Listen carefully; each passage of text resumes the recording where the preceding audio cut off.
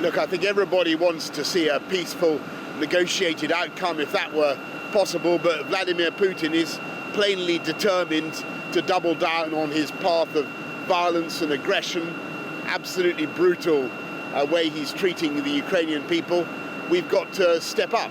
We've got to increase our support, and we've got to tighten the economic vice around Putin, sanctioning more people today as we are, sanctioning the Wagner Group, looking at what we can do to stop Putin using his gold reserves, but also doing more to help the Ukrainians defend themselves. The UK, having been in the lead in giving anti-tank weaponry, is now giving 6,000 more missiles in addition to a lot of other support. But there are now dozens of nations that are supporting the Ukrainians, and we're moving really from a program of supporting resistance to supporting Ukrainian defense of their own country.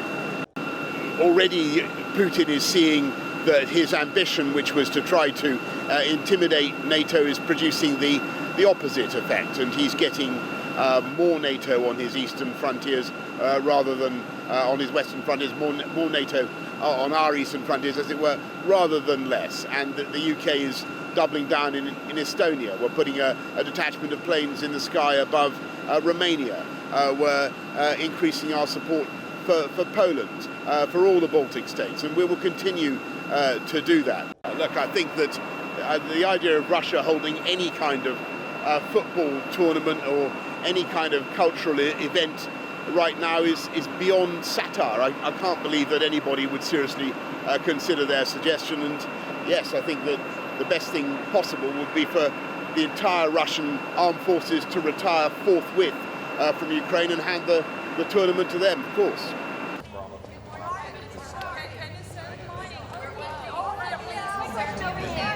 When it comes to chemical weapons, is that a red line for NATO? Should they be prepared to act? Look, I think that the reality is that Vladimir Putin has already crossed the red line into barbarism, and I think it's now up to NATO to consider together the appalling crisis in Ukraine, the appalling suffering of the people of Ukraine, and to see what more we can do to help the people of Ukraine to protect themselves, see what more we can do to tighten the economic vice around the Putin regime, and that's what some of the things we're going to be talking about. Do you believe that there could potentially be a recession as a result of this invasion of Ukraine, and should Europe and the rest of the world be prepared for that?